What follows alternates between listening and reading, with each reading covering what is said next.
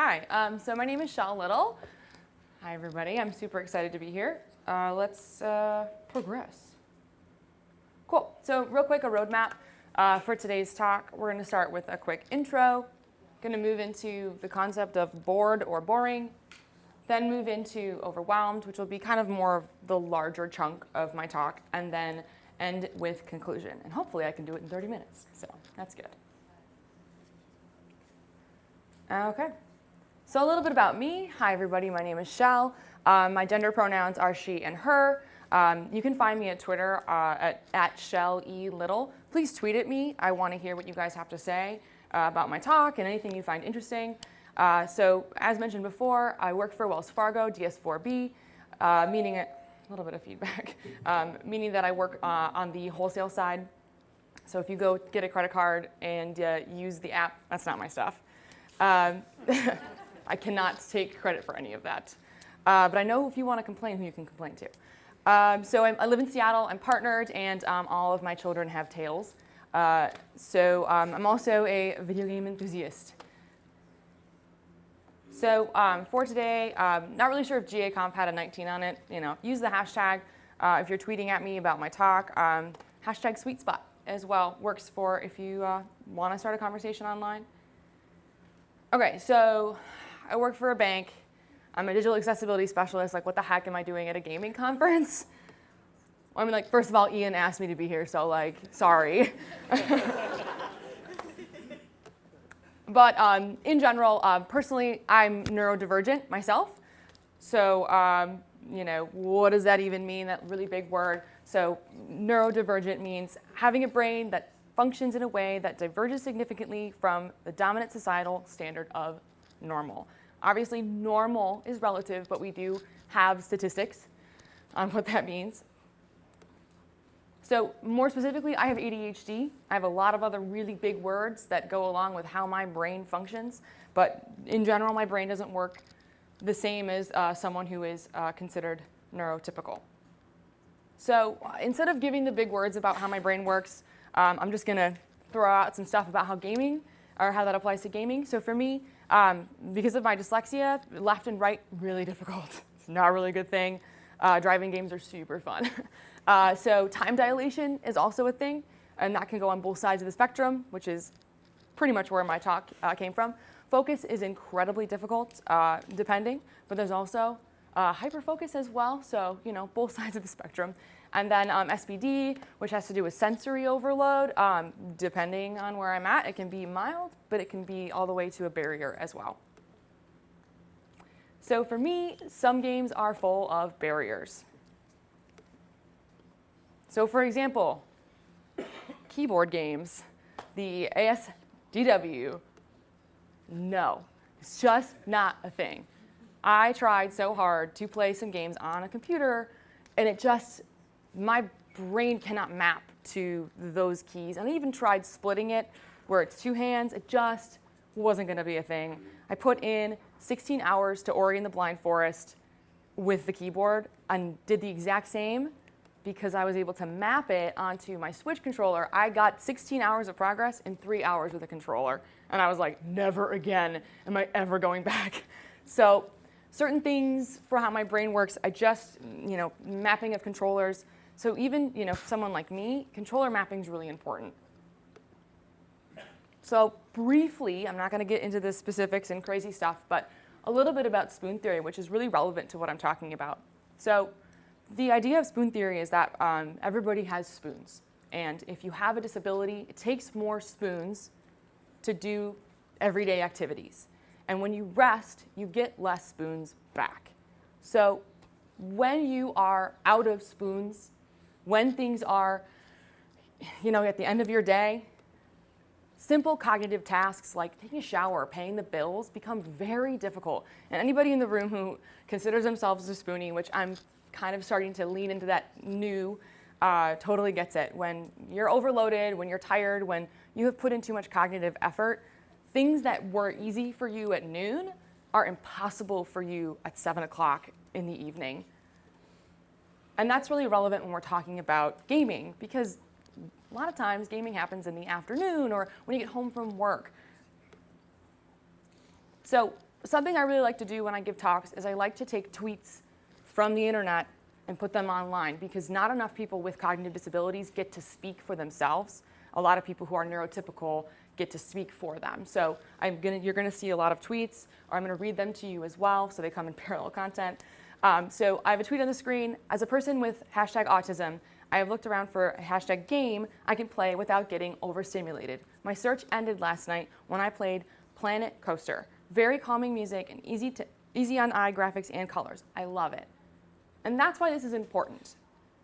Because when you find a game as a neurodiverse person, you find a game that hits that sweet spot for you, that can take all the troubles of the day, all the stress, and it can help you unload that so that you can function and do something, like I said, like pay your bills. Okay, so boiling down why I probably haven't played your favorite game, you can break it down into two things. It's either too boring or too overwhelming. And when I say boring, I'm not meaning it in a pejorative way. I'm meaning it in a, holy crap, I can't focus on this. It doesn't have enough to grab me.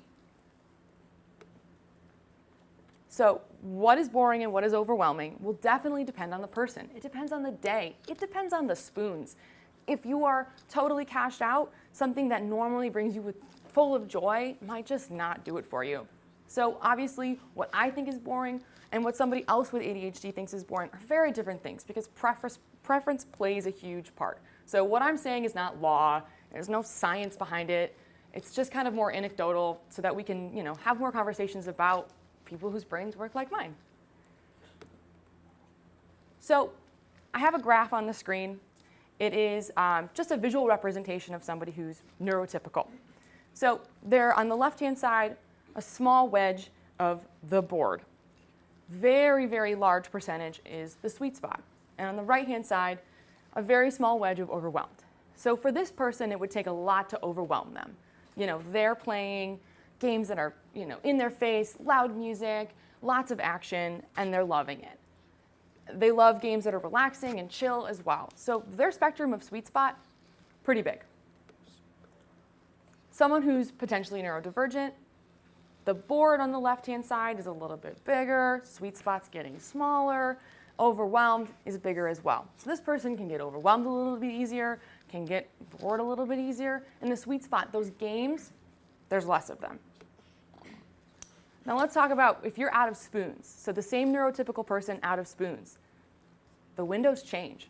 The board gets way bigger. The overwhelmed gets way bigger. And those games are riddled down to maybe 2 or 3 that are actually still in your sweet spot. And that really matters, because when you have games that only have one, go at them, they fall out of your sweet spot. Now, somebody potentially with autism or somebody who experiences sensory overload, at the end of a day after being super social, maybe after a conference about gaming accessibility, when they go home, their overwhelmed meter could be so much higher, where even things that are very simple are just noise and just overwhelming. So just depending on who you're talking about, people's brains work differently, and depending on the time of day, they work differently. So I just wanted to visually represent that, because I'm a very visual person. And then for me, focus deficit, if I have out of spoons and I had a really burnt out day, my bored meter is huge. It will take so much for me to have fun. It will take so much for me to get into something. I can't enjoy shows that I like to watch because it's just, I just can't pay attention. It's too hard. So I have a tweet on the screen right now. So for those of us who on the autism spectrum, video games can be a tool to relax and break away from the stress and anxieties that everyday life presents, but it's sensory overload, or be it sensory overload or the exhaustion associated with social interactions. So that's really important to think about. Again, games can be a tool for people who are stressed out, upset, dealing with stress in terms of sensory overload. Games can be a really big tool for them. And I just think it's important to, hear what those users have to say. So let's talk about creating fun. Sometimes small features stand between a neurodiverse person and players having fun. I get it. Some games just aren't for everybody. That's totally fine. I probably will never be a first-person shooter player, ever. I'll talk about it later. But when there's small things that aren't necessary in terms of gameplay that are holding players back, That's where I want to have the conversation about some of those features. What about the games that have a few options here or there that could change? If they're able to be changed, we could open doors to more players, especially more players for more parts of the day or more types of spoon levels. So let's talk about boring now, moving into section 2. So, boredom. My definition of boredom when it comes to attention is a mismatch of how much energy is required to do something compared to the reward. And it can go either way. So I have a tweet on the screen. You know the biggest bullshit in my life? My ADHD hellbrain makes me way too fucking good at solving puzzles. You know that flow game? I finished it every fucking level. And it got boring because I could just do it on the first try. So in this example, the reward is so much smaller than how much energy it takes. Oh, I'm so sorry, backwards. So this person is finding it way too easy to play this game. So when the reward is way, way, way bigger than the energy, or way, way, way bigger than the reward, it's just too easy. And that's not fun. And when the energy is so much bigger than the reward, it's too tedious. And that's not fun. So for me, personally, because I'm sure you guys are dying to know, games that have mismatch for me, turn-based RPGs and simulation games. I fight, you fight, I fight. I just can't get into it. I have a lot of friends, like Pokemon came out, and I can't get into it. Because the amount of energy it takes me to be in a boss fight versus how much reward I get from it, it's just not enough for me. And that's fine, turn-based games probably will never be my thing, and there's nothing wrong with that. Simulation games are another example. Animal Crossing, Stardew Valley, a lot of these farm simulation games. For me, I have to take my real trash out. I don't want to take fake trash out. Like, I'm searching in a stressful environment with post-op hide violations and all kinds of stuff on Wayfair. I don't want to pick out fake furniture in a game. I don't understand why people love it, but I think it's fascinating. And there are some people who find it incredibly relaxing. I'm just not one of those people. So again, with the anecdotal knowledge of some games just aren't for everybody. So when it comes to making games fun, all that there has to be done is the reward has to equal the energy. So make sure the reward of the task is worth the energy put into it. And that sounds really simple, but it's totally not. And everybody here who makes games is looking at me like, okay, shut up, like we totally get it. But it's important to talk to your users. And my biggest thing is talk to users who aren't neurotypical. Talk to people who have autism. Talk to adults with autism. Talk to adults with ADHD. Because children, obviously, there's tons of children who are talked about, and there's all kinds of articles about children. But there are adults, professionals, people who are managers and have lives and are married, who have cognitive disabilities that don't really get as much say. And trust me, we all know adults buy video games, and we want to play your video games. So make sure your users aren't all neurotypical, and make sure they're adults, as well as children. So creating fun. A way to create fun would be scale up the difficulty as you scale up the reward. So I know there was an example, a racing game, I'm not a racer, but the reward you get is dependent on how hard the game is. And as the game gets harder, the reward gets harder. And that's in terms of being able to choose your own settings. And that's a fantastic mechanism built in, where if I'm just fried and I just want to cruise and I want to put, personally, I'm a big Nintendo gal, so if I want to put on the controls on Mario Kart that will take some of the cognitive load off of me and just cruise, I wouldn't expect to be able to get, all the best times and all the best levels. I just want to play for fun. So let's move into overwhelmed. When it comes to overwhelming your users, many mechanisms in a game are there to purposely disorient your users. Your players, I can think of a ton of horror games that the whole point is to scare the shit out of you. They want you to be terrified, because if you took away the music, you took away the lighting, and you made it all pretty and rainbows and sunshine, it would be a really simple game. It's about being disoriented, being overwhelmed. So when we're talking about disorienting our users, we're talking about obviously like haptic feedback, the music gets really intense, there's like a rush of information, sensory overload, and changes in the viewport. So a lot of times we talk about turning off the rumble packs, check. Turning down the music and having control of the music, which is amazing. As someone who needs to turn down music quite often, thank you everybody who puts those settings in. And then the rush of information. We're able to, tailor settings so it's not so intense, like easier modes. But what about changes in the viewport? I personally haven't really found ways to change that. So what is overwhelming to one user will be different for another user, just like I said before when it comes to spoons. So for me, sensory overload is where my eyes and my brain just don't talk anymore. My eyes call and my brain doesn't pick up. 15 missed calls. It's just an overload where it's like you can still see, but there's just nothing coming through. No brain processing information. So I have a tweet on the screen. Oh, no, I don't. Apparently it'll come later. So when we're talking about things that are overwhelming, somebody who is having issues focusing, so somebody who we talked about before who's more ADHD based versus somebody who is on the autism spectrum who's overstimulated, what overwhelms them? Very different things. So now I have a tweet on the screen. This is from the Yakuza 0. There's a dance mini game. And the tweet says, "This mini game is an actual nightmare for me because of my ADHD sensory overload issues. It makes it near impossible to play it, and it's upsetting because there's content locked behind it."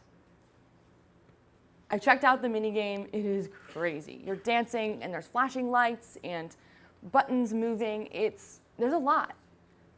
The user couldn't change any settings. They weren't able to bypass. There was no, okay, we've seen you fail 35 times. Maybe we're just going to give you an easy round, which is really important. This user was just locked with no way to move forward. And when it comes to ADHD and sensory overload, that user might not be able to try again until tomorrow or maybe next week. So our two different users we're talking about, overwhelming them can be very different. So hint layers to break through the content are really important when overwhelmed.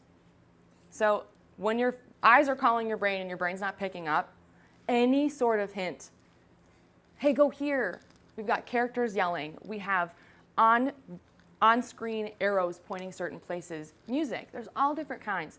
But when you are experiencing something where you're overwhelmed and you're unable to see, for me, those hint layers are incredible. Some people think that it's cheating. Some people feel that it's easy. But for me, when I'm being shot at and I cannot see anything because I'm freaking out because my controller's rumbling and everything's crazy, and someone's shouting, "Follow me," hell yeah, I'm following that person. Like, thank you, random NPC, I appreciate you. So those kind of layers and those kind of features, there are users like me who appreciate the hell out of those features. So on the screen right now, I have a picture of a brick building where it looks like a door might have been filled in with different colored bricks. And the caption says, "If Zelda has taught me anything." So as a fanatic of Breath of the Wild, Zelda in general, that kind of, ooh, I think I can blow that shit up. Like, that's important. Those kind of cues and hints, especially when we're talking about being on different spectrums, being on different parts of your spoon levels, those hints and those things, awesome. I know I was able to watch Jamie Knight give a speech at the CSUN conference that I spoke at last week, which is why this is kind of rushed for me.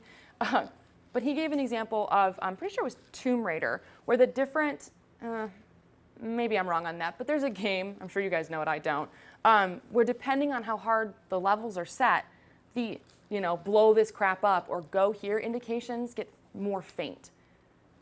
Fantastic mechanism for someone like me. At the end of my day at 8 o'clock, maybe I want to see indications way stronger.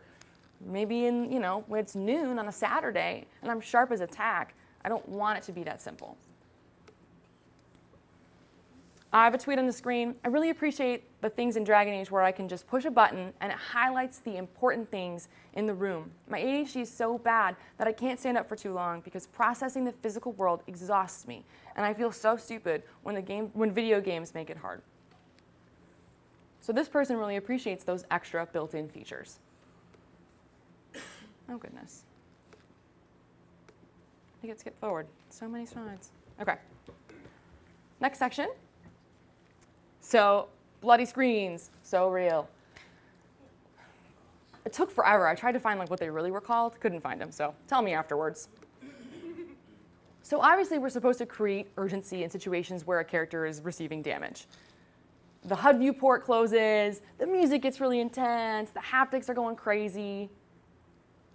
That's a lot, that's a lot. Even in fun cutesy-tootsy games, I play Splatoon and I get just destroyed. It's really great when like 14-year-olds are just like destroying you and you can't even stand a chance. When it comes to Splatoon, I've never been into first-person shooters because these mechanisms that are purposely made to disorient your user disorient me too much. I can't do anything. Having the viewport close in, like the fact that I'm being shot at already makes me panic enough. I do not need more on top of that. Trust me, I'm already freaking out. So the fact that the viewport closes, the fact that sometimes it turns totally red, like, I don't need that. My brain's already doing that for me in that moment because I feel like I'm actually getting shot on my couch. I have not found an ability or a way to turn those things off. Rumble pack, yes. Music, yes. The viewport closing, not so much. So I already explained sensory overload. So imagine the phone calls are going through, processing's not really happening, and the screen's doing it as well. I might as well just close my eyes at that point because nothing's getting through. I die, I'm useless to my team, blah, blah. I have a tweet on the screen. It's a reply, so it says, I feel this. In terms of mental disability, when I walk into a store, I feel dizzy from sensory overload, and I can only spend about 10 to 15 minutes shopping before I'm exhausted. Sometimes I can't see what I'm looking for when it's in front of my face because I can't think straight. And that's a good explanation of what it's like. So, bloody screen, so disorienting. So what are some alternatives? Oh, look. A Breath of the Wild Legend of Zelda reference. So Legend of Zelda, they have a low health beeping. And it gets louder and louder and louder. That beeping is enough to, encourage urgency, to make sure that you are aware that, you need to heal instead of, causing so much sensory overload where you're blocking the viewport. But the funny thing on that, just a side little note, I stream with my sister on Mixer, go Mixer, and hyperfocus is a problem too. So when we're playing Breath of the Wild, when she's playing and so focused in on the game, she can't hear the beeping. So we had to make a command that literally I drop the command and Navi goes, hey, listen, and then she knows that she has to heal because hyperfocus is so tight that doesn't do it for her. So it's interesting that where for one person you would solve it, and another person you'd create a barrier. And that's what's so hard about cognitive disabilities, because it is, a spectrum of abilities. Moving on to distracting elements. So elements that move on your screen, they're supposed to grab attention. They're there for a reason. We're talking about moving icons, flashing content, sound effects. But what about the things that don't really need to move, or they don't really need to grab your attention in that moment? I just gave a talk at CSUN about there's a WCAG criterion called pause, stop, hide. Moving content that is not essential must be able to be paused, stopped, or hidden. And that hasn't really translated to video games, which is fine. Not yet. But there are so many games that I wish I could play, but I can't because there's too much distracting moving content on the periphery. My partner is obsessed with Path of Exile. The new League just came out. It's been, like dungeon for the past week. I can't play because all of the icons on the bottom move. They don't need to move. I've asked, do these need to move? Is it important that this is spinning? No, it's not important this is spinning. It just does. Okay. Can I turn it off? No, it just does. So in the bottom right-hand corner of the screenshot of Path of Exile, I have these, their ability icons. One is swirling, one is flashing, one is blah, blah. It doesn't need to do that. So I'll never really be able to play Path of Exile until some of those moving objects are removed so I can pay attention to the horde coming at me and not the crap in the bottom right-hand corner flashing at me. I have a tweet on the screen. Guy was matching or beating in board games, picked out a memory game with several distracting elements. I tell him I have ADHD and likely won't enjoy/do well at it. He insists, I'll love it. We play, he yells at me for not trying when I perform poorly in the game. Hashtag Abelids are weird, which is a great hashtag if you're not following it. Another game my partner's obsessed with is EVE Online. There are so many moving things and doodads and whatnots, and they jokingly call EVE Online spreadsheets in space, which it totally is. So, I've literally been in charge of staring, if this turns red, yell, as takeout is being gotten from the door. What thing turns red? They're all moving. Everything moves. Do these need to move? No. Again, probably never be able to play EVE Online. Not that it's really my jam, spreadsheets in space. So I have a tweet on the screen, headache plus, press the wrong ability 10 plus times because it was flashing. Need a way to turn this off at Vainglory. If neurotypical players find it distracting, neurodivergent players will experience it as a barrier. So if your players are complaining, I wish there was a way to turn this off, you can probably bet that somebody who is neurodiverse, like me, experiences it as a barrier versus an annoyance. So somebody who thinks something's annoying, I can, it's just kind of in the way, but I can get past it. For somebody whose brain works like mine, there's nothing to get past. There's no ability to get through. You can't just will yourself into making your brain work differently.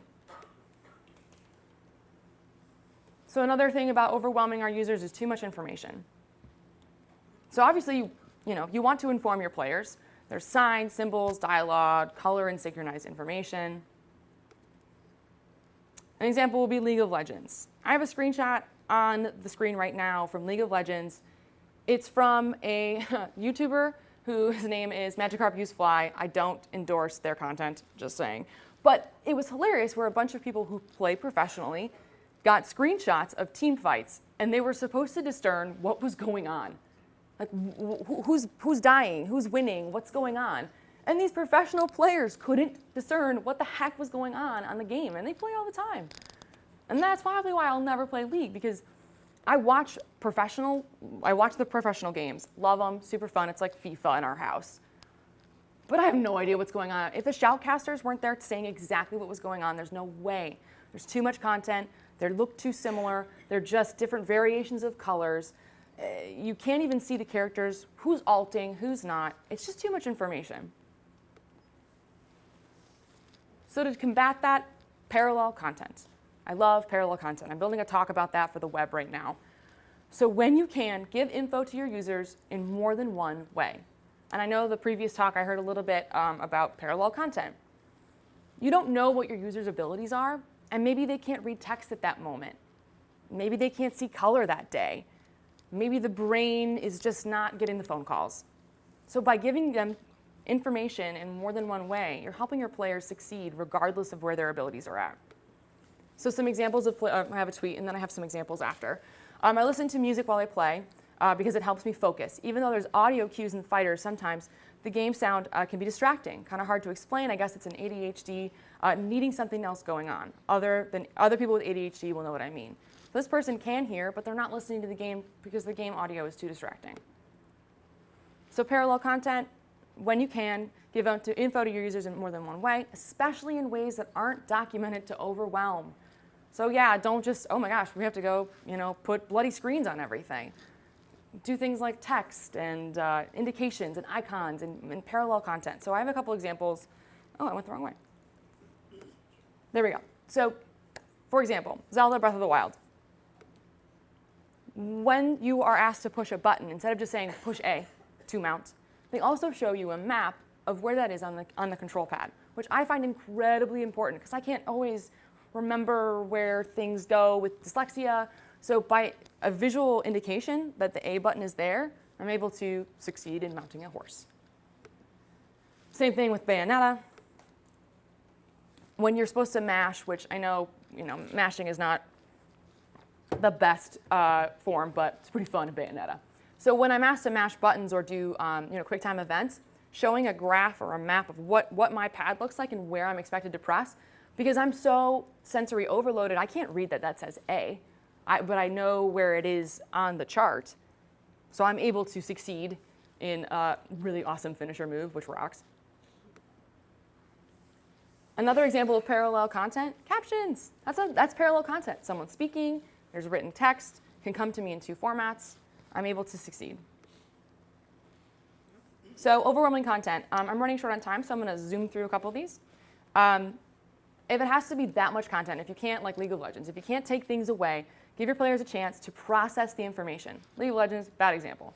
Obviously, the function of a pause is very difficult when we're talking about real-time games, so won't even go into that. Talk to somebody more qualified. But a pause mechanism is so important for people like me. I know people talk about pause mechanisms all the time.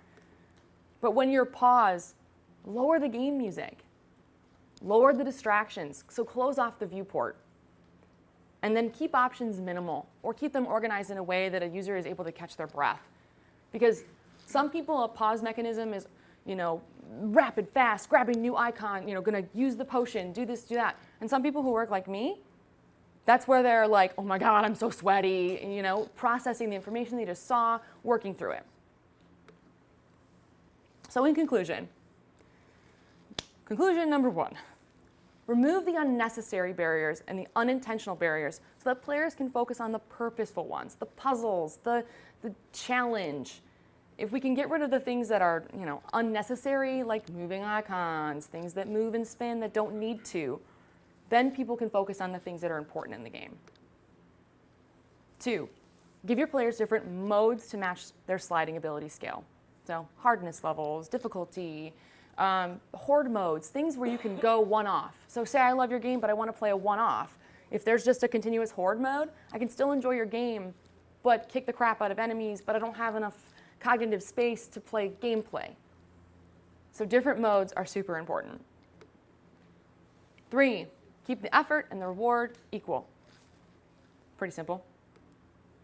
4, allow the users to take a break in the process. Allow them to process the information they've just been given. They want to consume everything your game has to give them, so allow them to. 6, if it doesn't have to move, it shouldn't. I don't care that that graphic looks really cool. If it's moving, it's a distraction, it's a barrier. 5, I think this is the last one. It is.